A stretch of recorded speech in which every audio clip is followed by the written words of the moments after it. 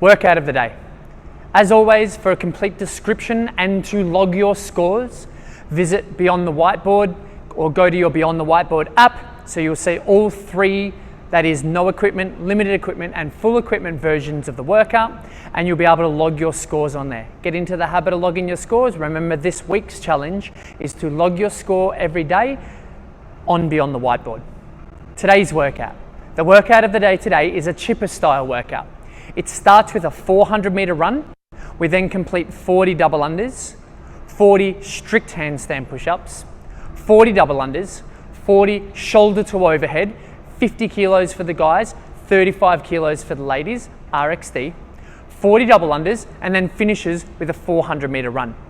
Only a small difference today with the limited and no equipment versions of the workout.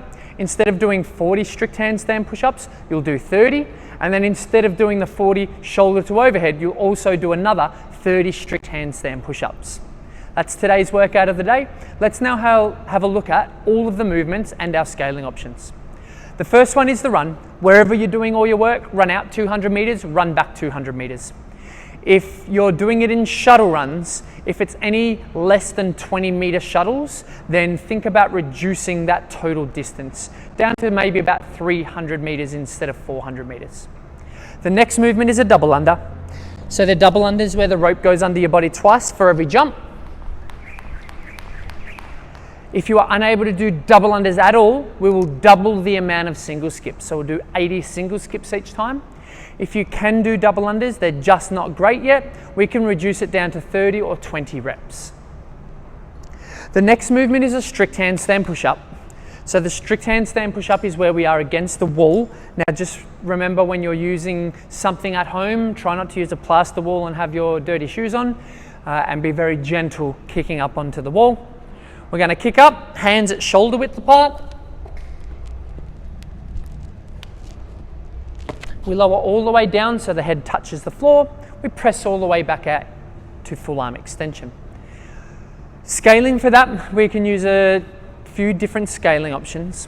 So we can use a box and put our feet up on a box and do a pike handstand push-up. We can do shoulder to overhead twice in the workout. So if you've got any equipment, dumbbell, kettlebell, barbell, then you can do 40 shoulder to overhead in place of the 40 strict handstand push-ups. If none of those options suit you, then we'll go down to a normal push-up. Straight line in the body, lower down so the chest touches the floor, press all the way back out. And then from there, we can scale that one further down to the knees or to a height. The next movement is a shoulder to overhead. So it is a barbell shoulder to overhead. So you can perform any movement you want. I would suggest either push press or probably recommend push jerk. So clean the bar up onto your shoulder. From there, finishes at full extension at the knees, hips and elbow with the barbell over the heels. Must contact the collarbone or the front rack position in between each movement. It needs to be a weight you believe you could get about 20 reps in a row without stopping. So if the 50 kilos and 35 kilos is too heavy, then we can reduce the weight down. You can also use something like a pair of dumbbells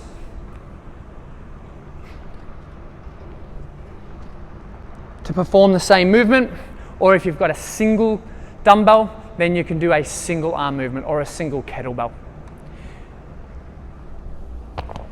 If none of those options suit, then we revert back to our handstand push-ups and we do 30 handstand push-ups again in place of the shoulder to overhead. That's all of the movements and the scaling today. Like always, if you do have any personal or specific individual questions on your scaling, then please send me an email at kobe@crossfitabode.com. Thank you.